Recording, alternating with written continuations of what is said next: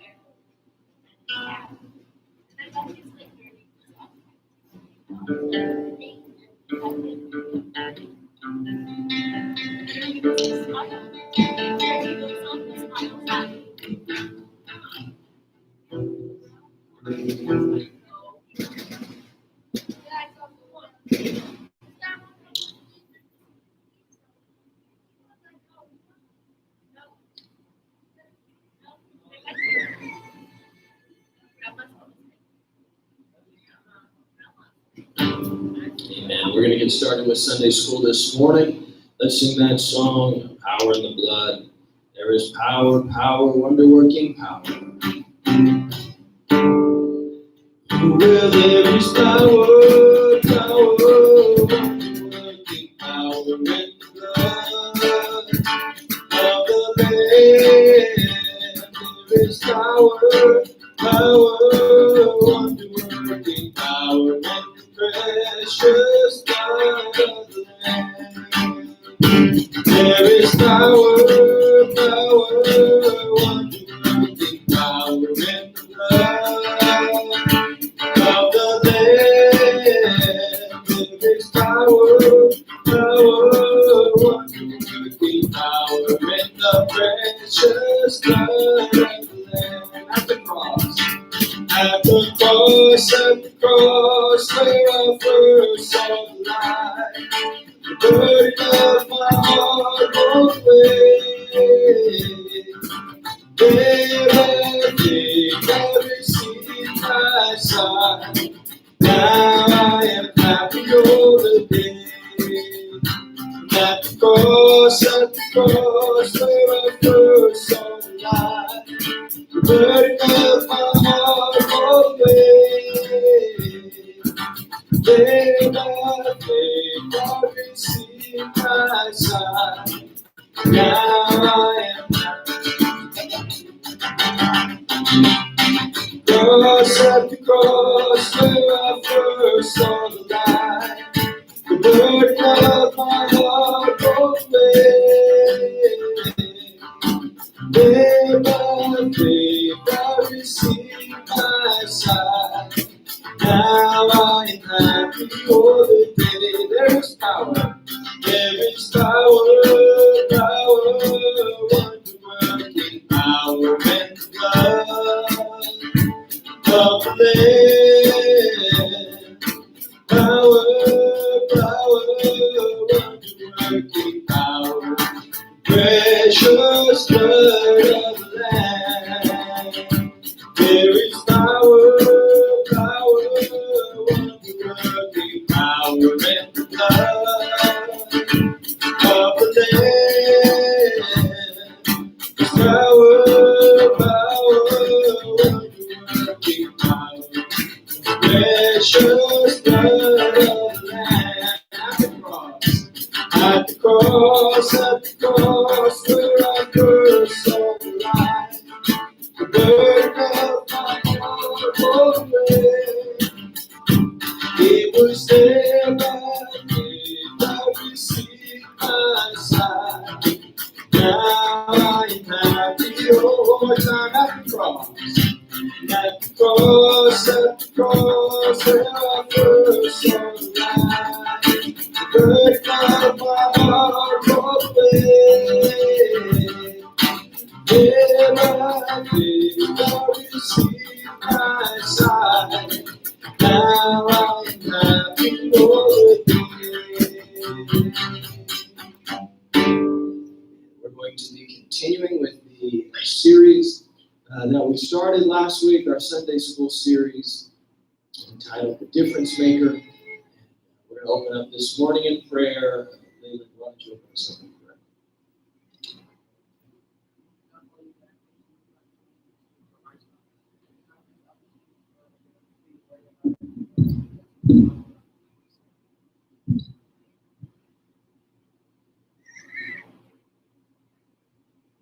Okay, so last week we started a new series, a new Sunday school series, and why don't we begin by just reviewing what our series is going to be about.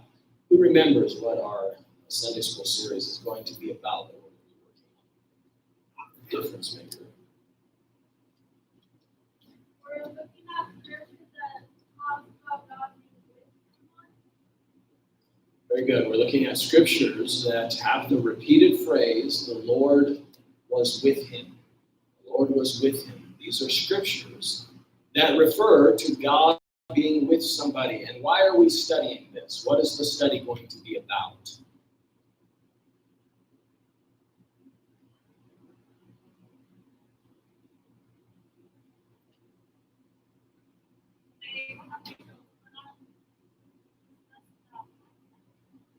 Yeah. Last week we talked about the difference that God makes in relationships and vindication. That was our first lesson. And who remembers what the overarching theme or what the whole series is going to be about? So last week we did look at the difference in vindication, but who knows what the overall theme? So we're looking at scriptures that say the Lord was with him. But why are we studying those scriptures? What's the point? What's the idea that we're going to be studying throughout this series? Rosita? It's to define truth, being able to tell when God is with somebody, back to God's word. You're kind of hitting around it, but you hit an important idea, which is being able to tell when God is with somebody. So what we're going to be looking at is the difference that it makes when God is truly involved in someone's life. It's a supernatural element that makes the difference. It changes the factors of life. And so that's what the whole series is about. And so that's why that phrase, the Lord was with him, is important, because it shows us examples of when God was truly with somebody. And then we're able to look at the difference that makes in their lives. Or in other words, why does it matter if God is with us? Does it matter at all? And that's what we're studying. We're looking at the difference that it makes when God is with somebody. And that is an opportunity for all of us. So Sylvia pointed out correctly, our first lesson last week was the difference in vindication. And who remembers what that was about?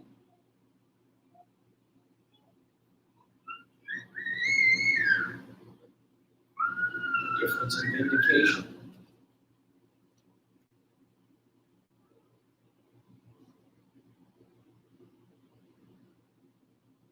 Yeah.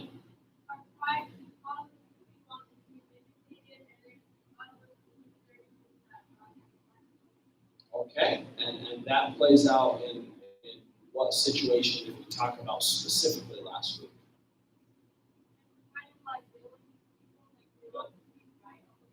Yeah, very good. And dealing with people, specifically when there's a dispute, when there's some kind of disagreement, our desire for vindication or to be proved right, and our pride, of course, gets involved, this can cause us great trouble. This can cause us many problems.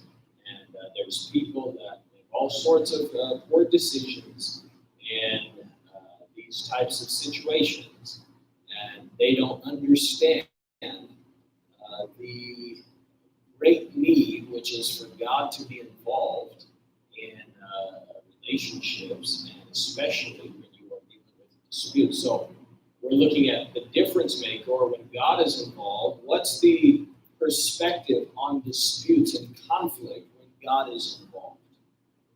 So obviously without God, it's, people are willing to blow up their marriage, their family, their salvation, their relationships, their friendships over a dispute. But when God is involved, what's the difference?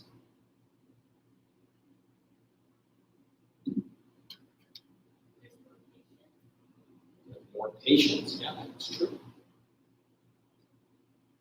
See that? To make us stand and know that it's not worth killing yourself. Right? Okay, so so you described two, I would say two different scenarios. So sometimes it's necessary to make a stand when it comes to critical salvation issues, other people that are being hurt. Other times you have to be willing to lay down your pride and to lose in order to win. Yeah, those are tactics.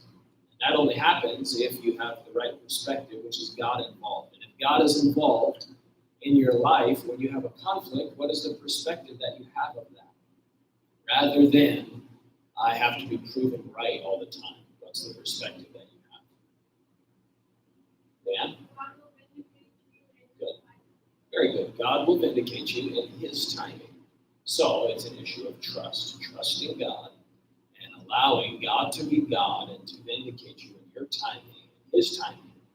And this frees you from the trap that conflict carries with it for all of us if we do not choose to trust God. Okay, very good. So we're going to move on. This week, we're going to be looking at the difference in employment. The difference in employment. So this is lesson number 2 of the difference maker. Let's get some scriptures this morning. If you want to read, lift your hand. We'll give you a scripture this morning. Leanne, you're going to read our main scripture, Genesis 39, verse 1 through 6. Leland, Genesis chapter 39, verse 1. You guys want to read, Aileen? Genesis chapter 2, verse 15. Sylvia, Proverbs 10, verse 26. Michelle, Ephesians chapter 6, verse 5 and 6.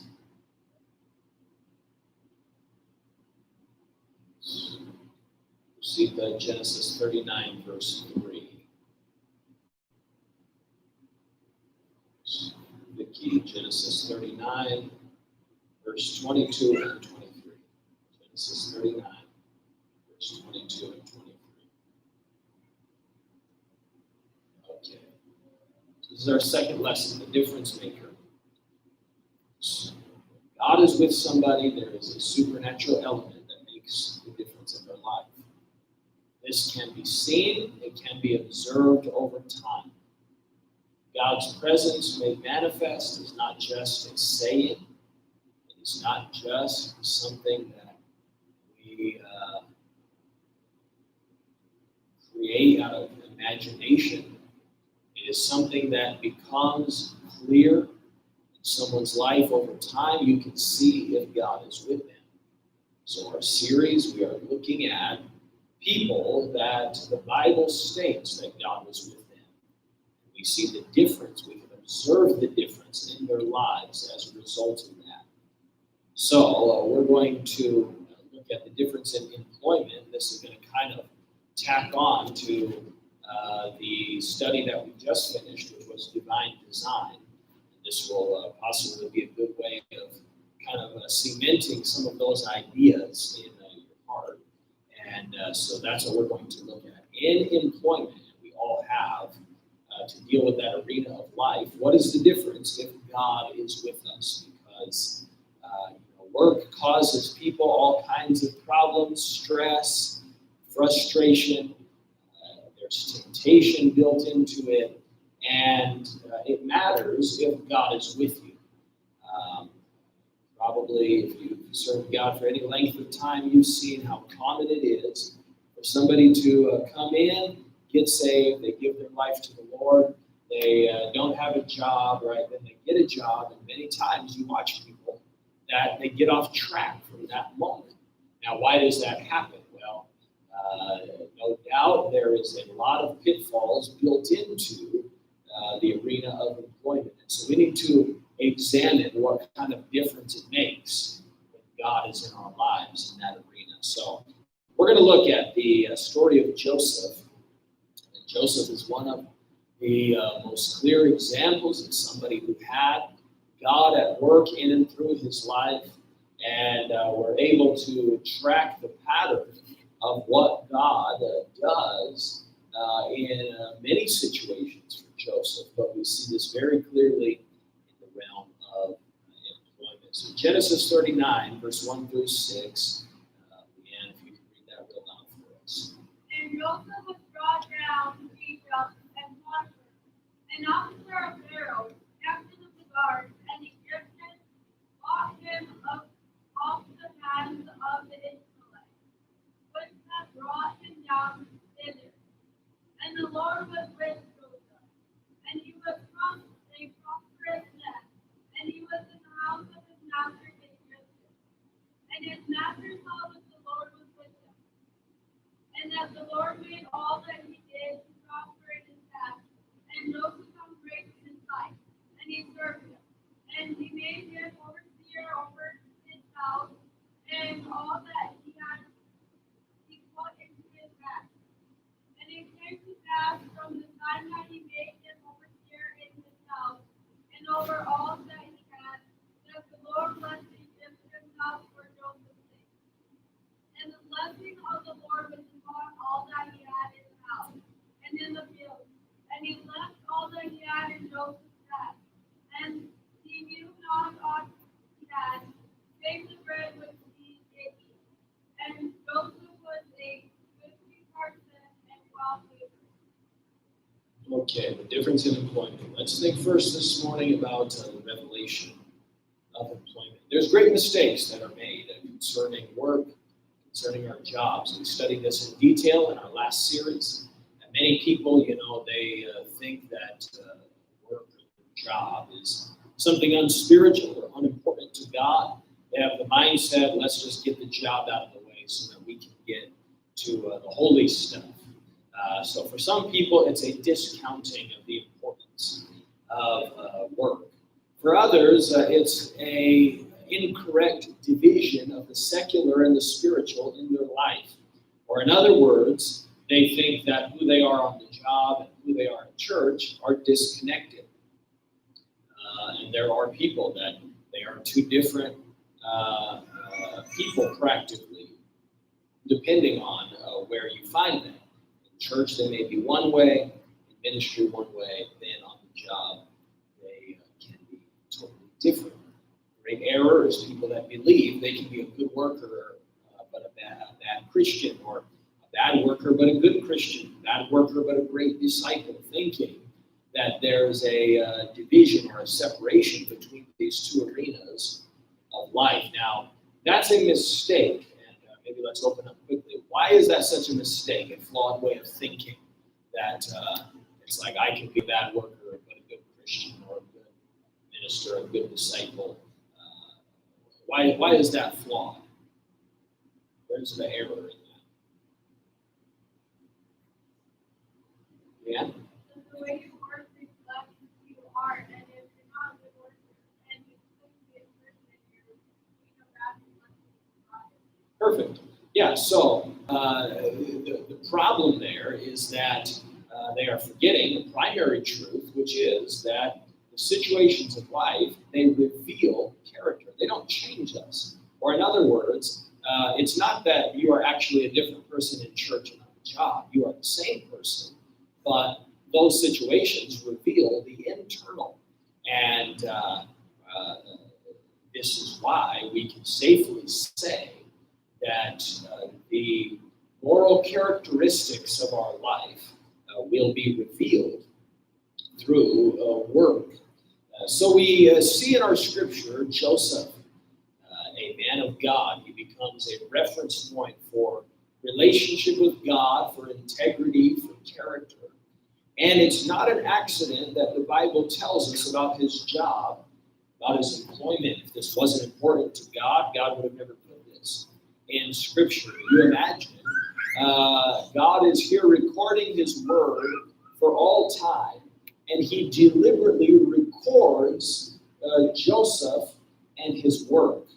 Another way of thinking about this is, if God was writing the Bible about you, he would be writing about how you work and your job situation. And the question we all have to ask ourselves then is, what would he be writing?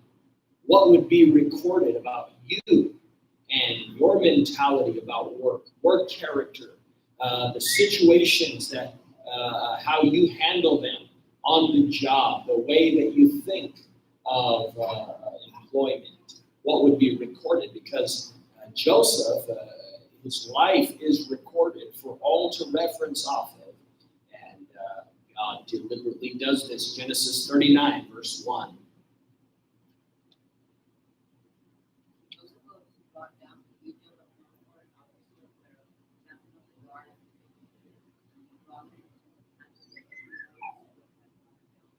Okay, so the scripture says that Joseph was bought by an Egyptian. So literally, he's been purchased as a slave. This time in this society, slavery was a common, probably one of the most common forms of getting work done. Is wealthy people would purchase slaves to work for them, to run their household, their business, or whatever it was that they needed done. And Joseph, being sold into slavery by his brothers, becomes a slave in Potiphar's household. In other words, this is his job. This is something that he has to do. For all of us, work is a thing that we need to do in order to provide. We work to get a paycheck, to provide for ourselves. Joseph's in a similar situation. He has to do this. It wasn't a matter of preference. This is his job. And so we get this revelation simply as God records Joseph's life in the arena of work, that work is an important subject to God. Genesis 2:15.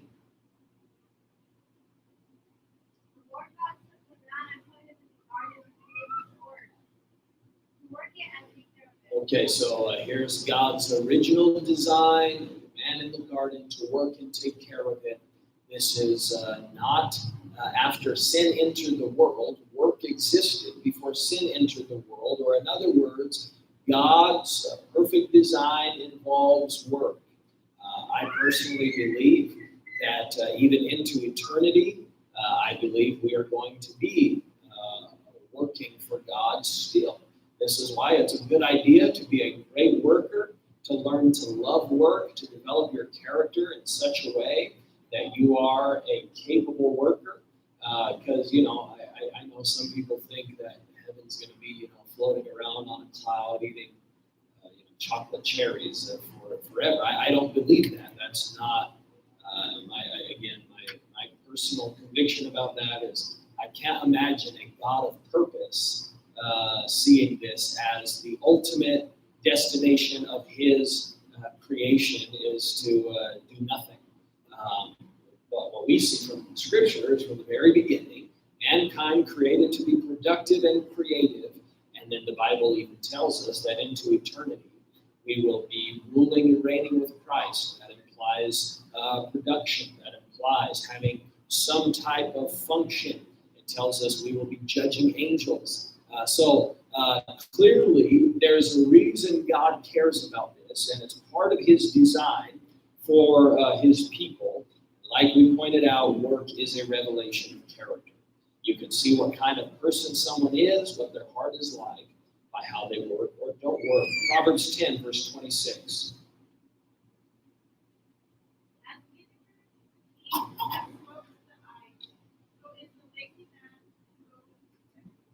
Okay, lazy people are a pain to their employer, one translation says.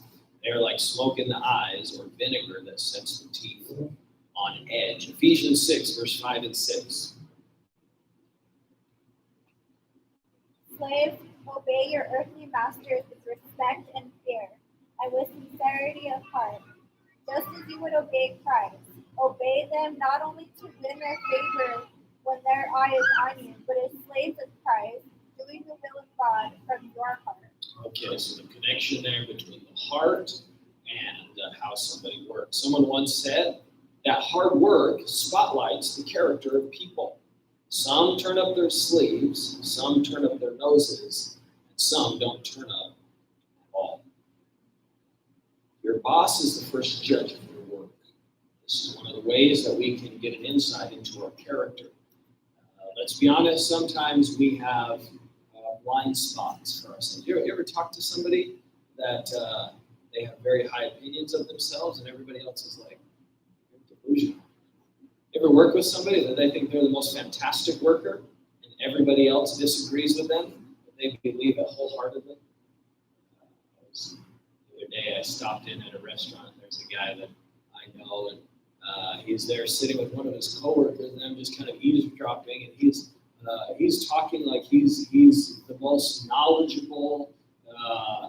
He's got expertise, but the problem is I also know all the guys that work with him, and behind his back they all talk about how dishonest he is, how lazy he is, and it was just funny to listen.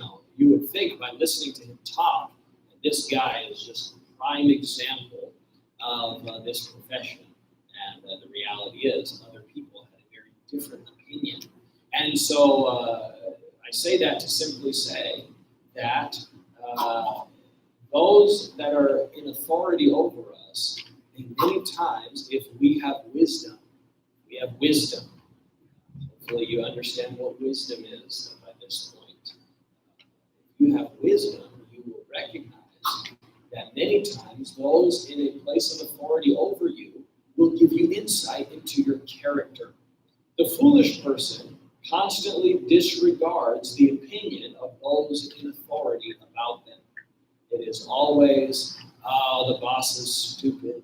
Oh, anybody that has any kind of authority, no, they're this, they're that, and they never see that it's their character that's being revealed to them. And there's great help that can come your way if you will open your ears, open your eyes, and be willing to receive some criticism, be willing to receive some direction, some correction. How many know not all criticism is bad? I know a lot of us, we feel like, if you get critiqued at all, you feel like somebody is telling you you're worthless and you never should have existed. That's why you can't hear any type of criticism. Immediately it's but the reality is that criticism is one of the most healthy things in the world if you can just open your ears and learn to take a lot of it and recognize the truth in it. I understand not all criticism is accurate, but a lot of times there is some truth built in there. I remember years ago dealing with a situation and my pastor telling me, somebody had criticized something about me, and I remember, the whole situation. This person did it wrong. A lot of it was inaccurate, and then I remember my pastor telling me, just remember, if there's any truth in what they're saying, you're wise to take it on board. And I thought about that. What incredible wisdom that this man can recognize somebody with a bad intention, somebody who's not accurate in everything they're saying, and still have the self-awareness to say, but there may be some things that they're saying that are true. They may not have done it with the right attitude or in the right way. Sometimes this is what gets us into trouble, right? This is where we get foolish. Well, they said me. And it's like, okay, yeah, maybe. But, if there's still truth in there, that truth can still help you. Even if they said it mean or disrespectful.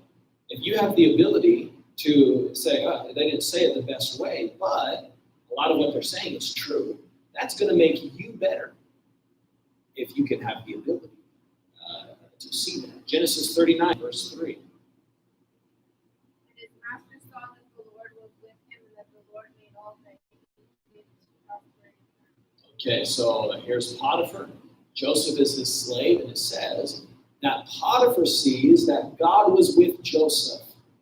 He recognizes something about the way that he worked. Work is also a testimony. Not only does it reveal character, but it's a testimony for the Lord.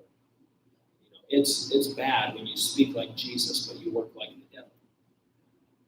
I do believe that work is one of the primary ways that we become a testimony for Christ. And there are many people, you think of just our fellowship, there are many people who have been saved because they worked with somebody that was a Christian. my mom, that's how she got saved. She was a lifelong Catholic. She was like a real Catholic. She like went to mass all the time. She did it all. She knew all the stuff. She was working for the Catholic Church. So whenever anybody would talk to her about God, she's like, "Yeah, I got that now. You're talking to the wrong person. I'm more godly than most people." And but she said she worked with a lady who was a born again Christian. She said the longer she worked with her, she began to notice this lady has something that I don't have. Now, can you imagine if that lady was like a horrible worker, was dishonest, was stealing from the job, was never doing what she should have been doing on the job? Can you imagine what kind of testimony that would have set? Here, what my mom needed to see was the reality of God in someone's life, because she had religion, which cleans up the outside. And she was like a very good person. But she didn't have God on the inside. And what she needed to see was somebody who had God on the inside. And that's what she saw, this lady on the job. She said, she has something I don't have. That made her open to the gospel. She ends up getting saved. And so my point is that it is so important how we work, because we are a testimony to the unbelievers that we are in the workplace with and the people we interact with. Genesis 39, verse 22 and 23.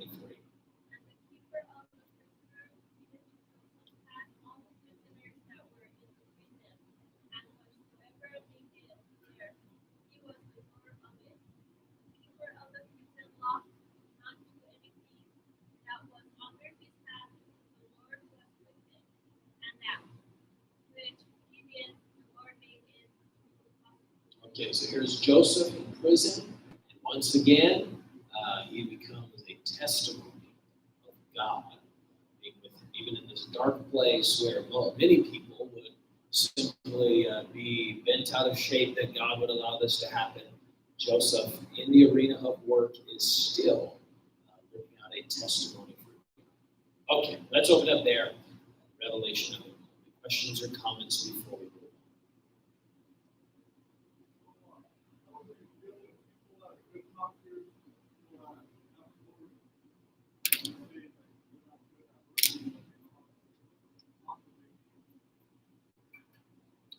Yeah, I think you have to be careful not to die on the wrong battlefield, which is some people think they need to go head to head with these people, right? And it's like I need to expose them because it's not what it seems. I personally believe this kind of goes in line with last week's lesson, which is vindication. That if you will do right, God will make it turn out right. And the truth is, a lot of times we tend to think that people that are in places of authority are stupid or don't see the things that they are. And I think sometimes that can get us into trouble. And I understand sometimes that may be the case. But a lot of times they're seeing a lot more than you think they are. And, a good leader doesn't put all his cards on the table. What I mean by that is, they may know somebody's a bad worker and this guy's just a kiss butt. And, but they don't go around telling all the other workers, "Oh yeah, I know that guy's a slug." Well, you can't do that because you need, as a leader, you have to allow some things to play out. And so, sometimes we're like, "Oh, the boss doesn't see it." A lot of times the boss does see it, and ultimately, even if he doesn't, God will reveal it. But I also believe sometimes God puts these people in place for us to have to deal with, because it helps us to work on our character. Right? If everybody was easy to deal with, we wouldn't improve.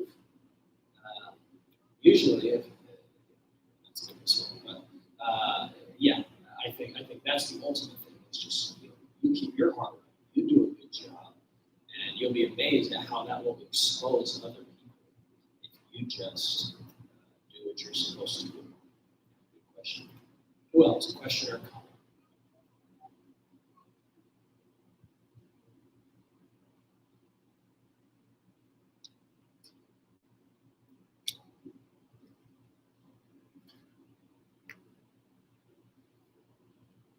All right, let's think secondly about the heart of employment.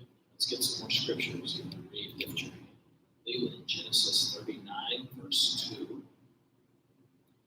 Heaven, Genesis 39, verse 1. Angel, Genesis 39, verse 6 and 7. Sylvia, Acts chapter 5, verse 1 and 2. Aileen, Genesis 39, verse 3. Ronnie, Genesis 39, verse 3 and 4. Leanne, Exodus 31, verse 2 and 3. Jeremy, Genesis 39, verse 5. Michelle, Genesis 30, verse 27. See 1 Kings 19, verse 19. One more. Anyone else?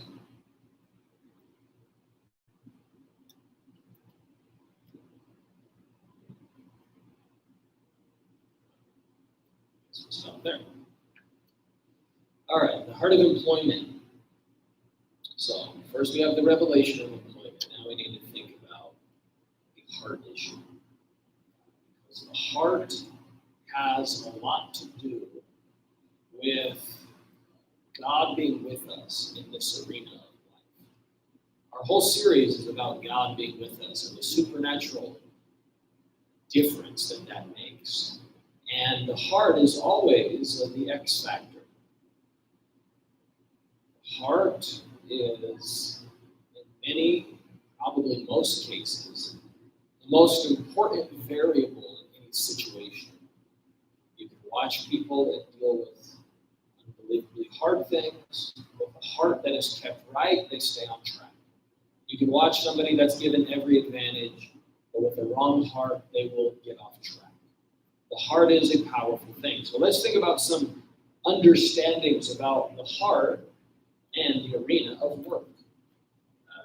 So first, let's touch on some simple principles that we need to understand. Basic understandings about work. First, you work from the bottom up. One of the problems we're having in our society right now is young people that they want to start at the top. I can't tell you how many times just over years of serving God, I've dealt with people that it's like, I need a job. It's like, oh, that place is hiring. Well, I don't want to work there. I don't want to do that. I don't want to clean floors. I don't want to clean bathrooms. It's like, they want to start the job with the highest pay, the best hours, and have all the superiority of it.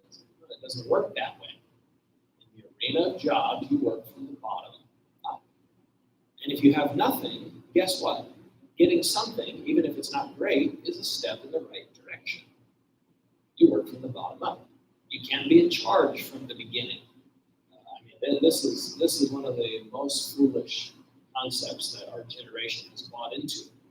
They believe that their opinion is valuable when they have done nothing with their life. This is part of the bad consequences of things like social media. You can have some loser that's never done anything productive, never been successful at anything. They're sitting at home, in their underwear, tweeting things, and unfortunately, the world is being exposed to their opinion, as if their opinion meant anything. This is part of the insanity of a generation where you have young people that want to change the world. Right now, this is happening. There's movements by young people. We're going to change the world. Wait, why do you get to change the world? You haven't done anything with your life. Like, you can't even keep your own life together. You can't clean your room. How are you going to change the world? Why would we trust you with that? You're going to figure out the economy. You can't even figure out how to manage your allowance. You're going to change the government. You can't even manage your life and get your life together. So the whole point is, sometimes we need to rewire the way we're thinking. And in the arena of employment, you don't start in charge. You start being told what to do. Now, maybe one day you can get to that place if you can figure out how to first be successful at the bottom then you're able to work your way up. I would encourage you that if you want to be successful, if you want to work your way up, don't buy into the narrative that our generation has that it's about privilege. Right? Some people, they got that because they're friends with so-and-so, and I can't ever move up because I don't know the right people, or I'm the wrong skin color, or I don't speak the right way, or I don't look the right way.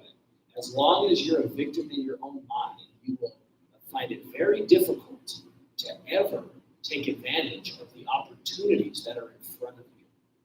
But if you're somebody that chooses to do the very best at what you're doing right now, you'll be amazed at how many opportunities will come your way. And this is an issue of stewardship. Stewardship is the foundation of employment. What stewardship means is it is a recognition that you are being put in charge of something that belongs to someone else, and your primary function is to make someone else succeed. There are people, they get upset that if they do a good job, somebody else makes more money than them, specifically their boss or the owner of the company. Well, that should be your mission in life. If you are an employer, or if you're an employee, your mission should be, I want my employer to make as much money as possible. And I promise you, if you have that mindset, it will benefit you in the long run. I was talking to my boss the other day, and we were kind of throwing around some of these ideas, and I could tell when I brought this up how much it resonated with him as a business owner, that he was like, he came alive when I started talking about how rare it is that you'll find somebody that really cares about making a business that they don't own succeed. And you could tell how much that meant to him. And this is a heart issue that you recognize stewardship. People with a wrong heart, many times, they despise stewardship. They despise having to manage what is somebody else's. Why don't I have what is my own? Well, if you can be faithful, the Bible says, with what belongs to somebody else, maybe one day you will have what is your own. But that's a heart issue. And you have to be willing to have a heart of ownership before you actually own it. You see what I'm saying? You have to have that mentality that you care about it, you're faithful with it, you're dedicated to it, even if it is not yours right now. You're managing it for someone else. This is what we see was true about Joseph. Genesis 39, verse 2.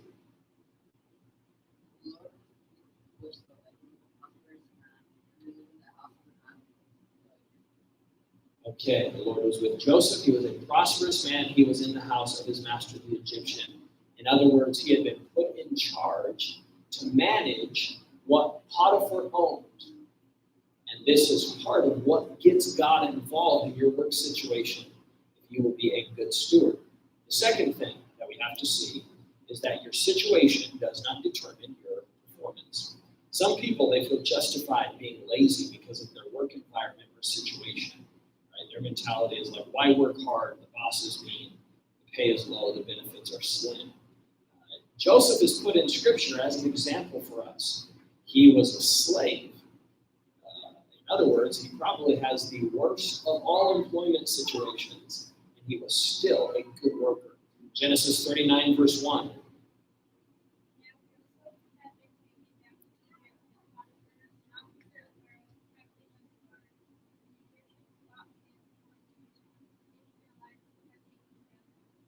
Okay, so here we see, this was his work situation. I was having lunch with Pastor Jeff Gay, and he was asking what I did for my job, and I was telling him about it.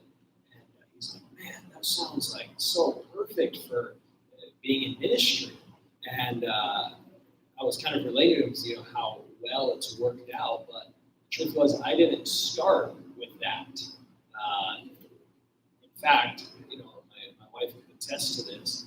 When I started with the company in California, it was like we were scraping to make ends meet. I was making $12 an hour, trying to live in Southern California, where my rent for my tiny little crappy apartment was like $1,000 a month.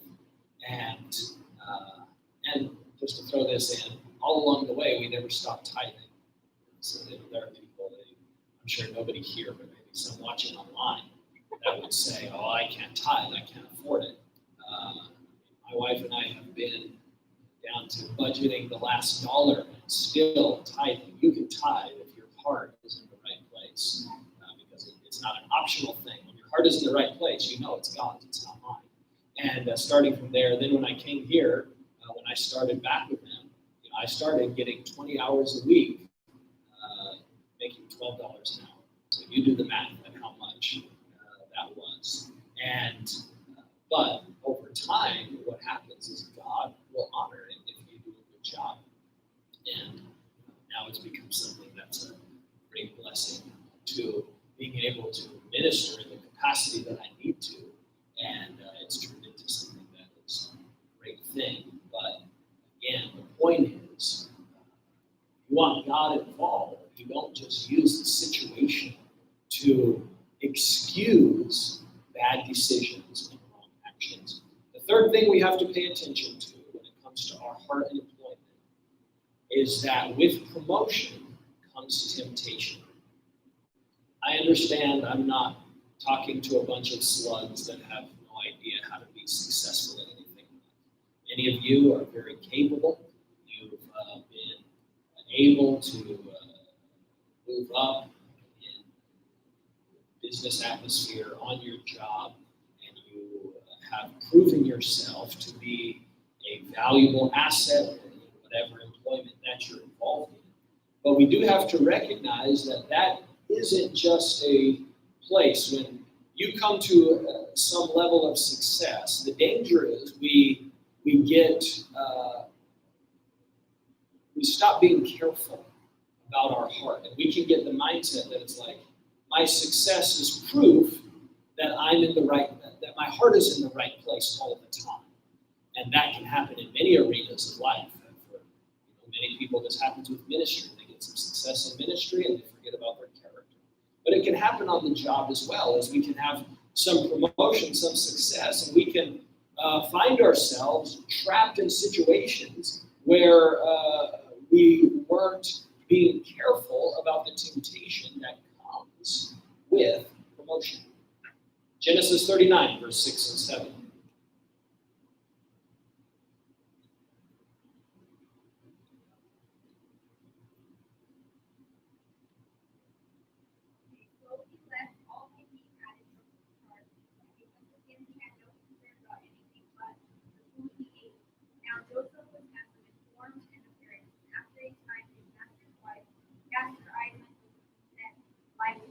Okay, so here's Joseph. He finds himself in a place of temptation as a result of his success. So let's think. What are some temptations that are inherent to promotion or success, specifically in the workplace? What do you guys think?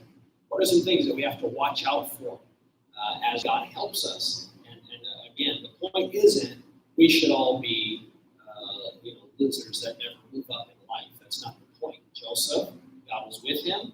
He was successful, but there was temptation built into that. So we need to be aware of that, because what a tragedy it would be if God blessed us and helped us, only for us to then blow up as a result. Jeremy?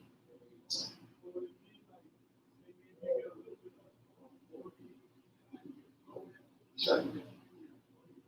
Definitely. So for some people, power becomes a downfall for them. And I've seen this happen before. People that did very well when they were being told what to do. When you put them in a position where they are telling others what to do, and all of a sudden, it's what we call the little emperor syndrome.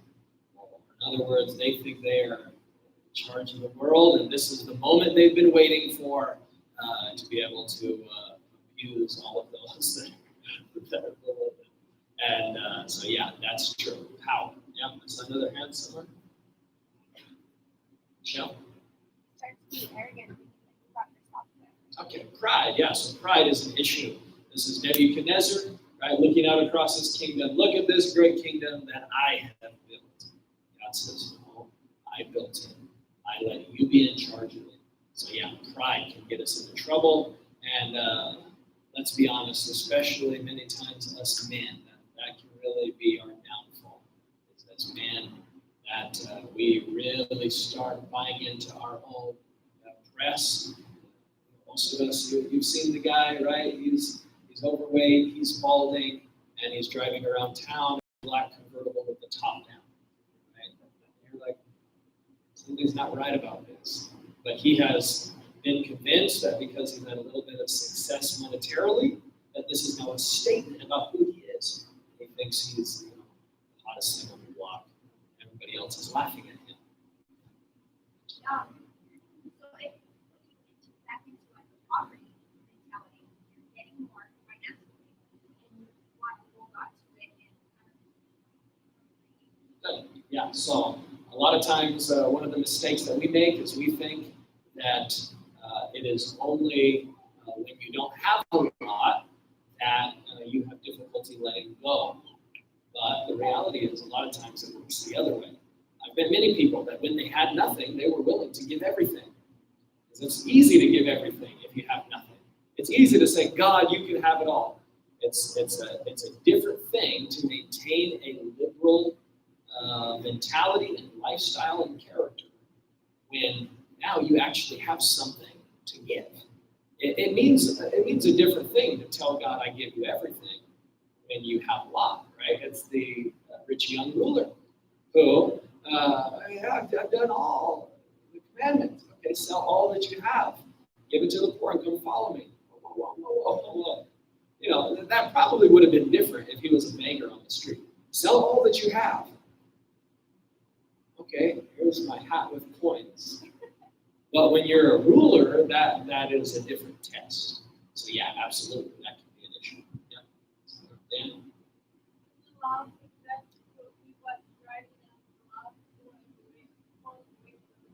Yeah, very good. It can pull on our hearts, and it becomes the primary motivation and loyalty that we have. Ronnie, do you have something? You should always keep your heart right, but when you become a leader, there's more eyes on you. And so you can either influence you for the good or for the bad.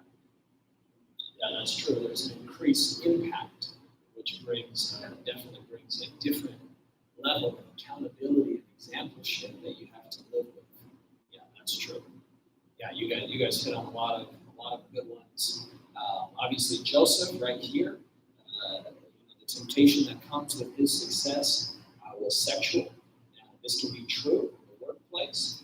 Many times with promotion, all of a sudden now there's time that's spent alone with somebody, or you become attractive because of the power or benefits that you now have, and that can create temptation. There's temptation to slack off because now you're unsupervised. We talked about the temptation of money, that with larger amounts placed into our hands, we can stop being faithful. There are people that, if they're managing the cash register at McDonald's, it's like they can be faithful with that. And you start putting them in charge of tens of thousands of dollars, and sadly, we've all seen the articles that come out. Very common over here, isn't it? Where, so-and-so, they've been taking trips to France, and the college has been paying for it, and, all that stuff. Or like we said, people that want tithe now that the amount is larger. Acts chapter 5, verse 1 and 2, we read about a situation like this, where we read about a couple, Ananias and Sapphira, who sold some property. This was a large amount of money, and they'd already made a covenant that they were going to give a percentage of it to the church, but then once it's sold and they had the money in their hand, then they go back on that. Acts 5, verse 1 and 2.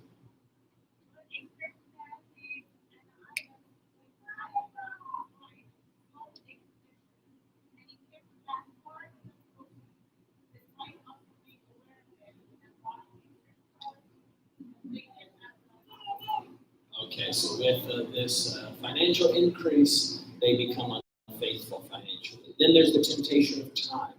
We can become drawn away from God because of the blessing that He's provided. Okay, let's open up there for questions or comments before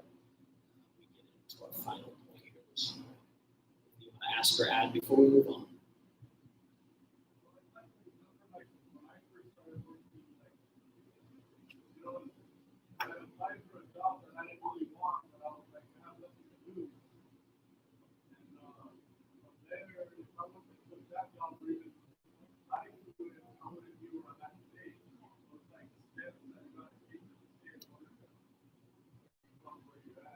Yeah, definitely. Yep. That's one of the keys. In being successful, you have to work your way up. It's true. Voice. Question or comment? Heart of maintaining the right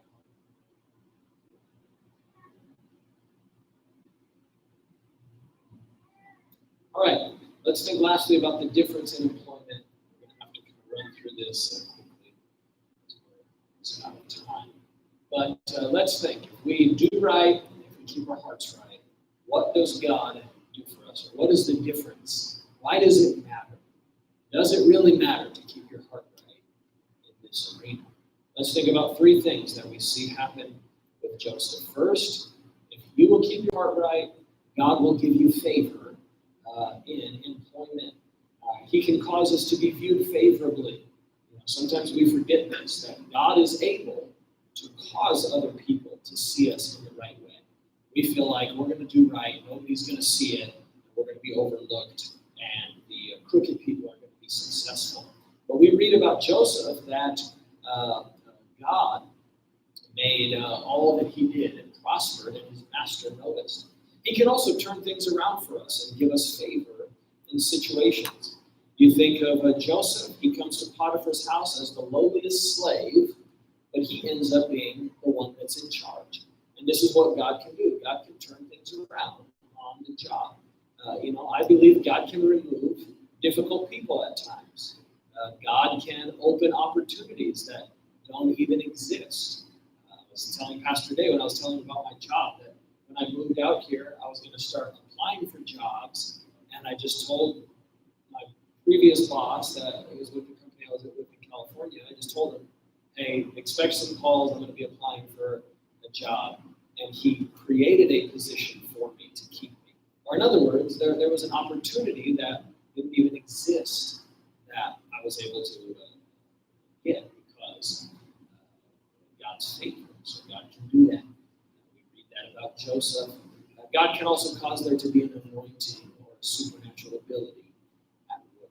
I've seen this happen with people that keep their heart right, put God first. I watch them in marvelous ways be successful at what they're doing, almost supernaturally, or I should say it is supernatural that God is giving them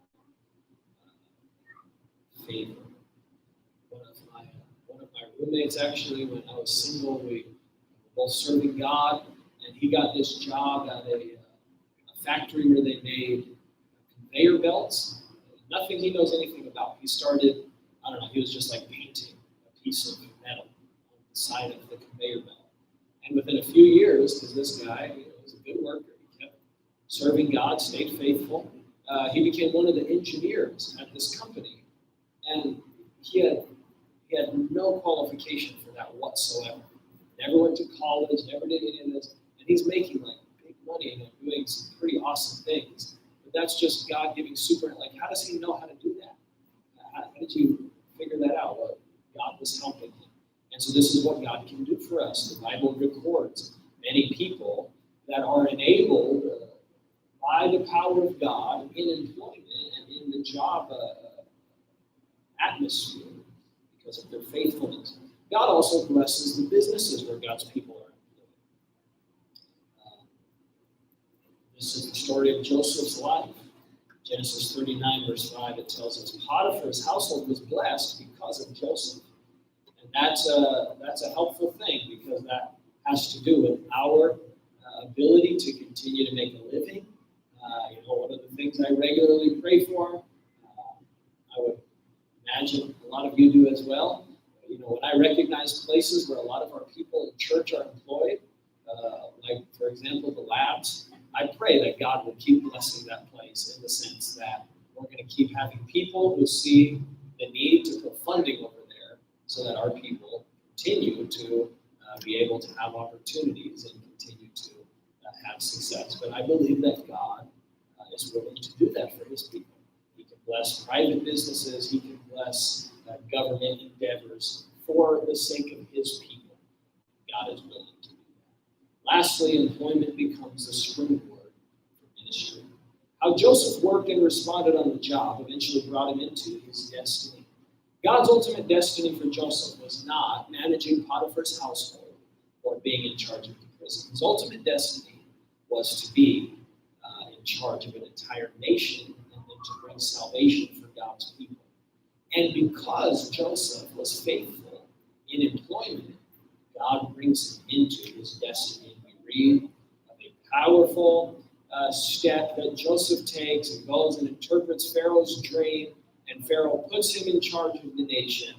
And this many times happens in the kingdom of God, is that as character is developed, lessons are learned that prepare us for our destiny. This can push us into an atmosphere of usefulness for God. Many men in the Bible were called while they were on their jobs. And this is why we should work as hard as we can and do the best that we possibly can.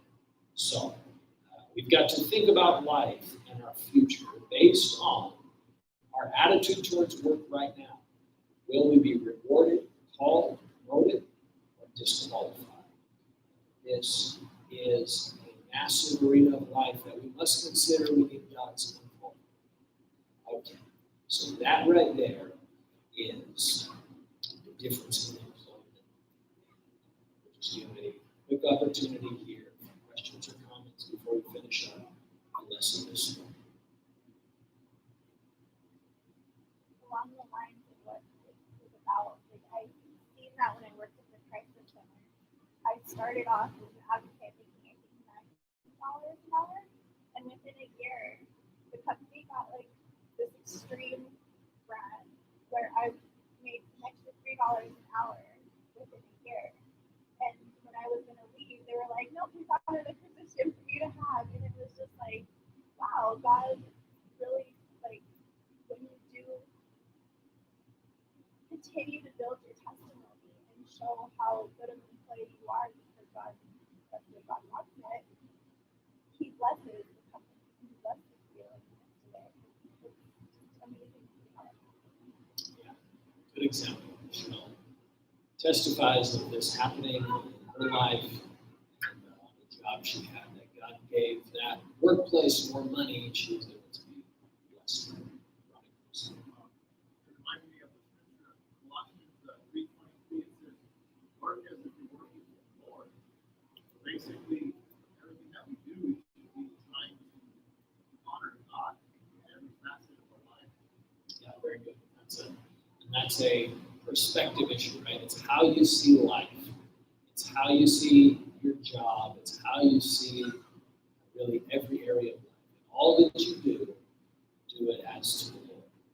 And that's the mindset that we must have as God's people. You want God involved in your life? Have that mindset. You want Him to help you? Have that mindset. Very good. That's a good place to stop. We'll finish there in the church.